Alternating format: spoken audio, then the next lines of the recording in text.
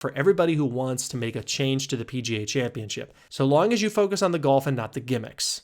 How do we fix the PGA Championship? Well, I have an answer to that on what we should do and definitely what we should not do. But before we get to that, I am John. Welcome back to the channel. Please remember to like and subscribe for more golf-related content. So, wow, that was an interesting PGA Championship, huh?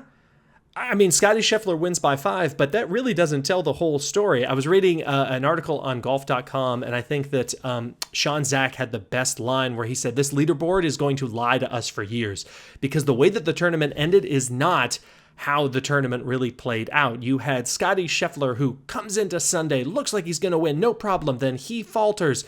Guys like Jon Rahm and Bryson DeChambeau, they start to climb up the leaderboard, and then all of a sudden, implosion from Jon Rahm. Then you have people like Harris English coming from nowhere, shooting 31 on the back nine, and then Scottie rights the ship, ends up winning, and it looks like it was a foregone conclusion the whole time.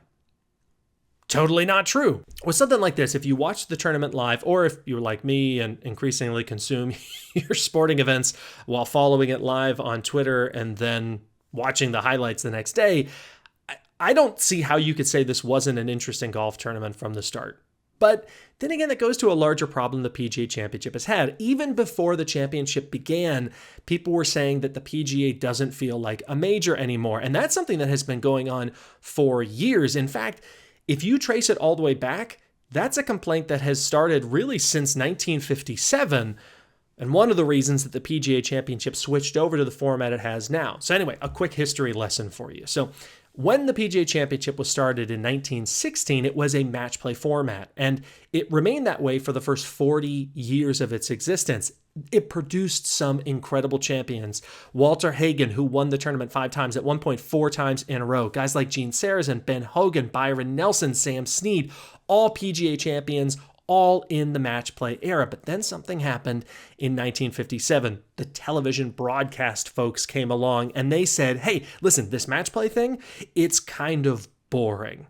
Now, all of the golf purists are going to say, what are you talking about? Match play isn't boring. This is the reason they said that. When you have a full field event of a stroke play event, you have more options in terms of storyline and competitive gameplay. You have these large tournaments when folks tune in on the weekend, which, remember way back in the day, that was the only time that they actually broadcast these tournaments was on the weekend.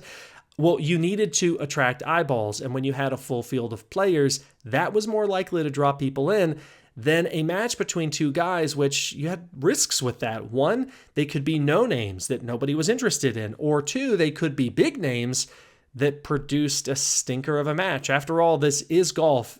And if the PGA Championship this year taught us anything, it is that anything can happen and it can humble anybody, no matter what your world ranking is. So the broadcast folks were worried about that. So they said, well, if we make this a full field event, a stroke play event, then the likelihood that we're going to have some interesting storylines goes way up.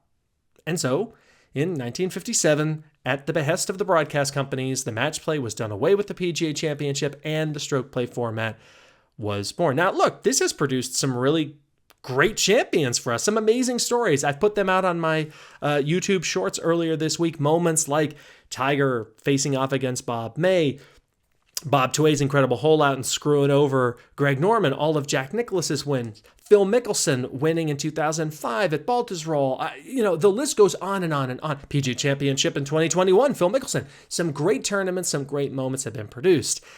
And yet, people continually rip on the PGA.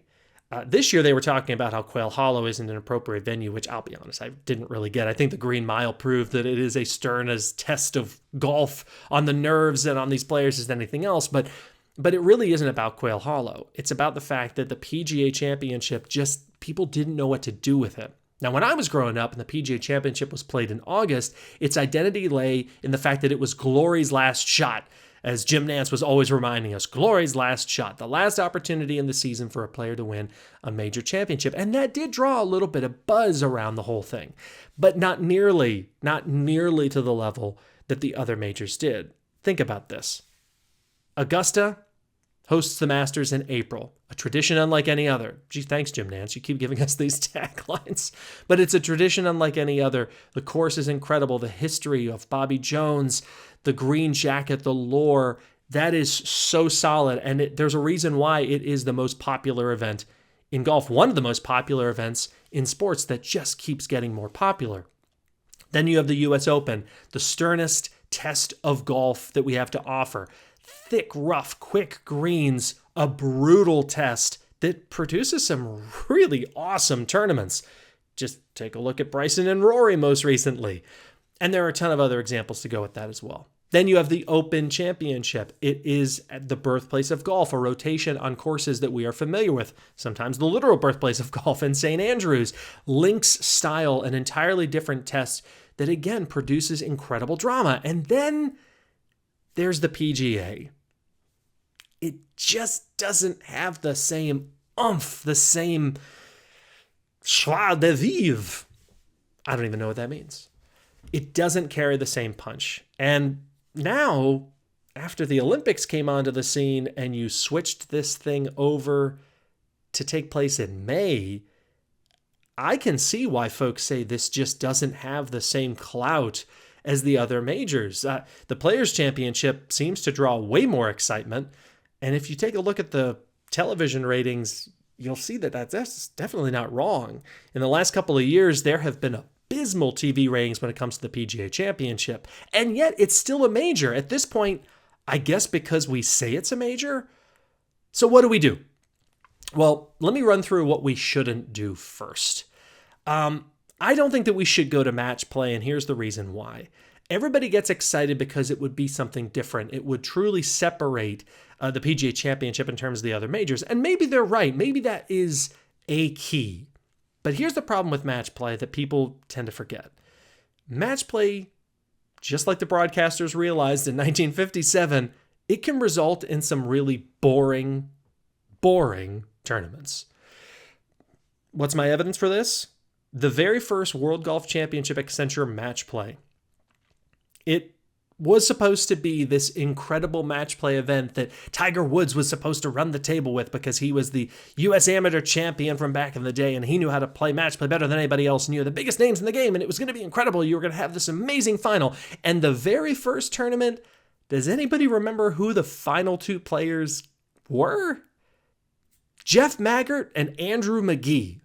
Now, I'm not throwing shade at either of those guys. They're great players. Jeff Maggart won 6 times on tour. I'm pretty sure Andrew McGee won multiple times as well.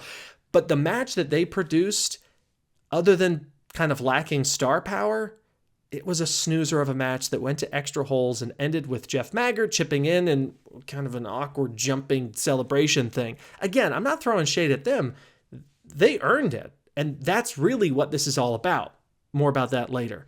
But match play isn't guaranteed to get you these dramatic finishes that you think. I remember growing up and watching Tiger Woods in all of these made-for-TV matches, the Battle at Bighorn, the Showdown at Sherwood, that were supposed to be these incredible things. Oh my gosh, the gimmick was it was under the lights, which, okay, cool.